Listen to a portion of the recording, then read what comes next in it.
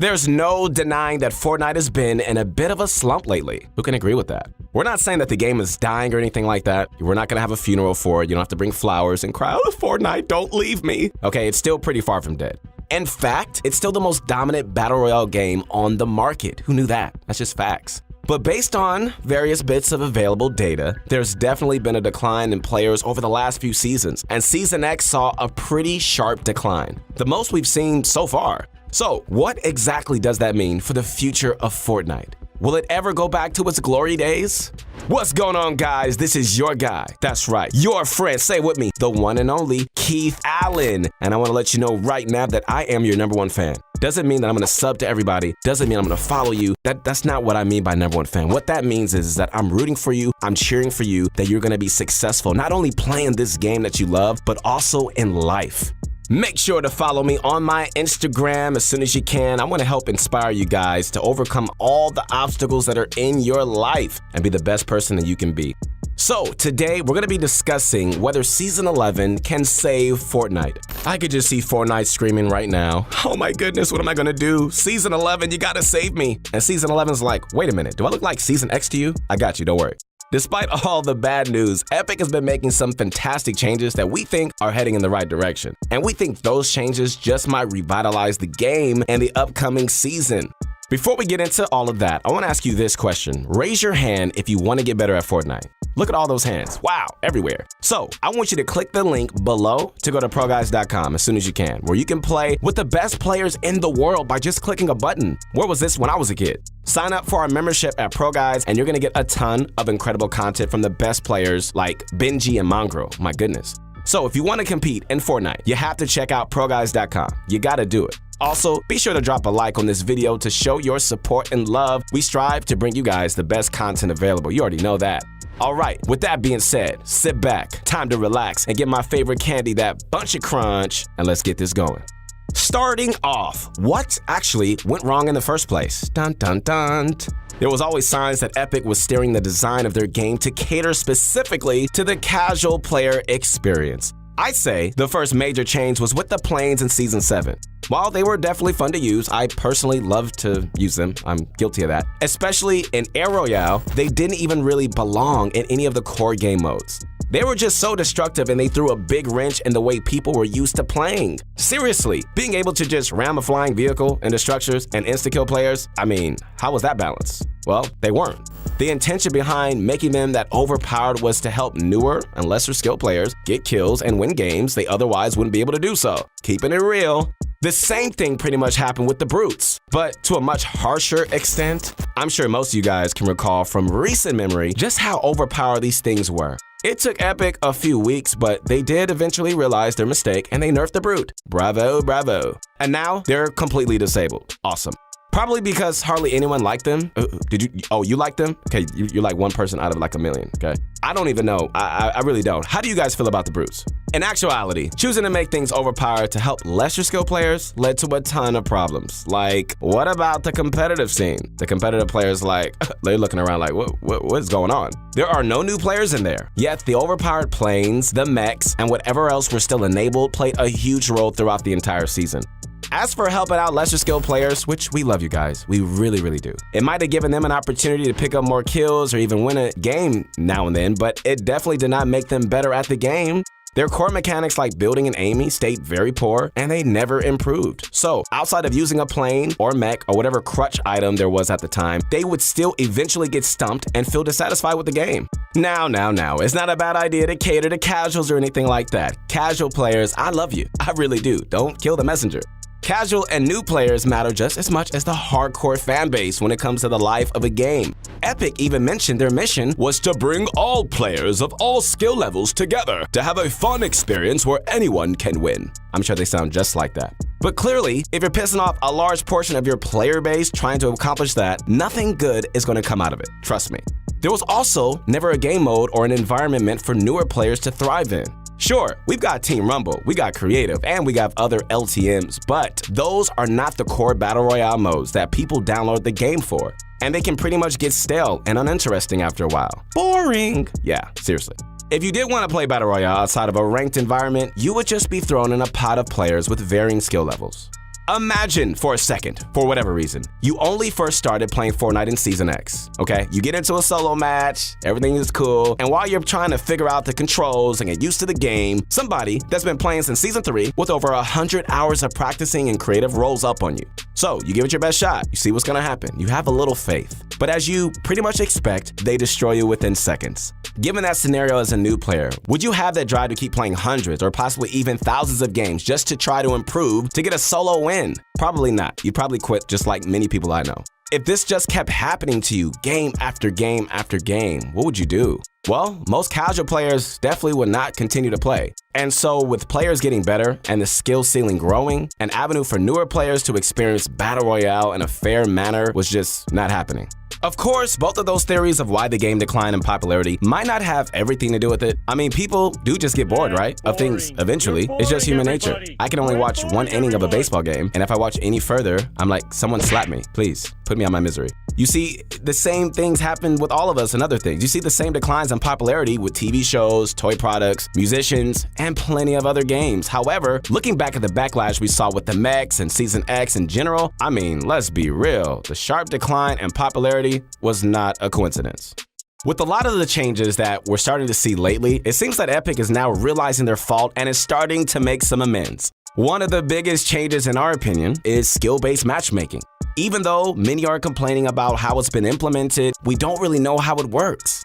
The theory is that it's based on our kills per match and win rate, which would make a lot of sense. But the problem with that is, for instance, a 3.5 KD player on mobile is much different from a 3.5 KD player on PC. Previously, those devices wouldn't be matched together at all, but now they are. And if that's how it's going to work, going off of our previous stats, there are definitely going to be some imbalanced matches forming. Again, we don't know exactly how skill-based matchmaking works yet, so it may end up being a bit more complicated than just our KDs. We're not saying it's perfect by any means just yet, but Epic's goal here is to create even matches. So I think that by the time Season 11 starts, we're going to see some tweaks to improve that as well.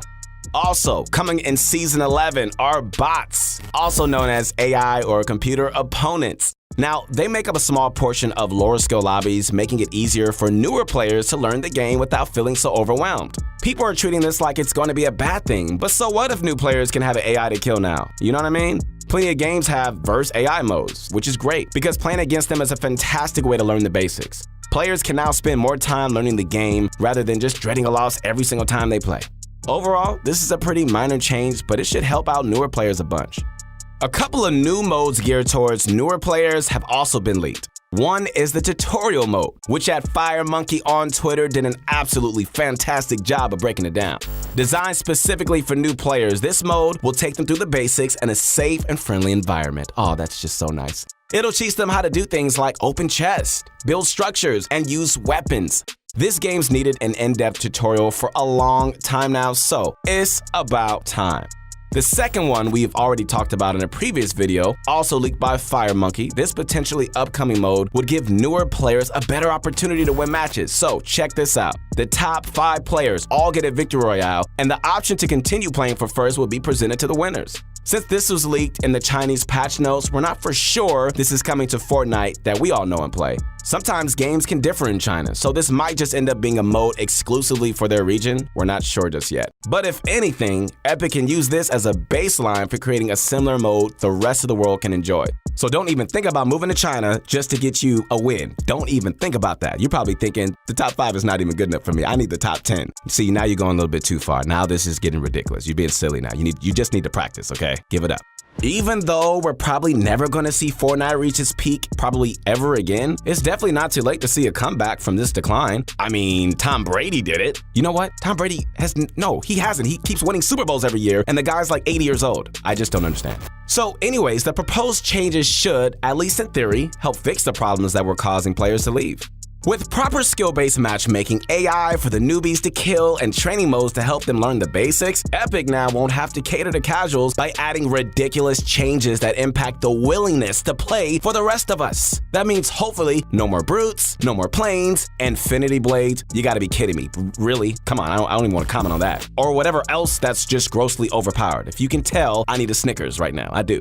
There are even more ways they can go about this. Separating competitive from casual play is just one thing. Epic has always tried maintaining a similarity between competitive and core modes, but the fact of the matter is this: competitive play is just much more different from casual play. Who agrees with me? Thank you. I have one person, or 2, 3, 4, 5. Okay, keep going. A new item, vehicle, or a rule set that might just work in a casual environment isn't guaranteed to work in a competitive environment, and vice versa. The competitive community seems to get angry at every bad change. And with how influential the top streamers and content creators can be, any sort of negative opinion just trickles down to their whole fan base.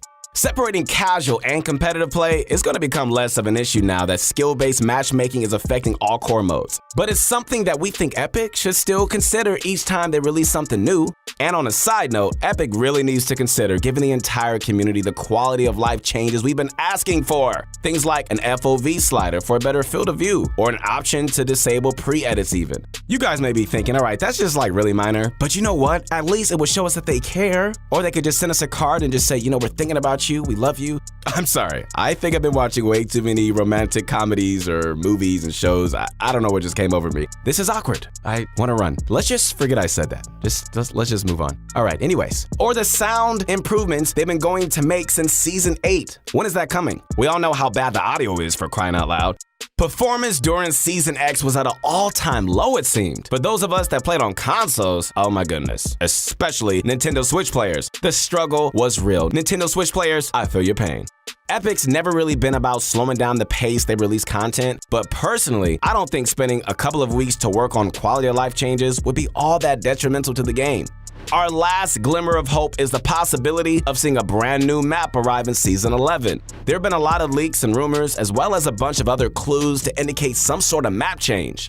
A bunch of POI names were found in the game's data a while ago. These aren't in stone or anything like that. They could always be something that's just trying to throw us off. But when we also got the recent Last Stop wallpaper as another clue that we may be departing to a new island. And recently, the event name titled The End was confirmed on the PlayStation Store, with the tagline "is near," as in the end is near. So again, another clue that our time on the current map may be ending. Hooray! Throw a party. I don't know about you guys, but I'm really excited for the new map. Apex Legends recently added a new map for their 3rd season, and it feels like a breath of fresh air.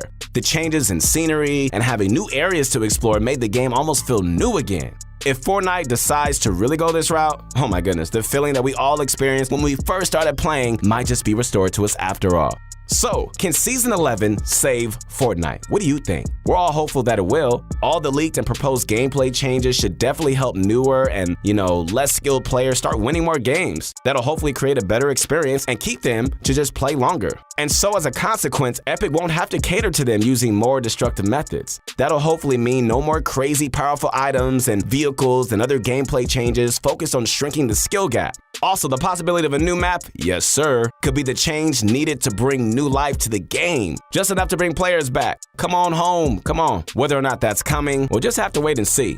All right, guys, once again, this is your guy. That's right, come on. Your friend, the one and only Keith Allen. I want you guys to do some things this year that you've never done before. Face your fears. This is the time where you gotta face your fears. I want you to step out of your comfort zones and do things that you've never done before. Make sure to follow me on my Instagram. I want to inspire you guys to be great. And if you enjoyed this video and you're now hopeful that Season 11 can save the game, hey, give us a thumbs up. Make sure you're subscribed and share the video with your friends. If you think there's another change Epic needs to make to ensure Season 11 success, let us know why in the comments. We love to hear it. We'll see you guys soon.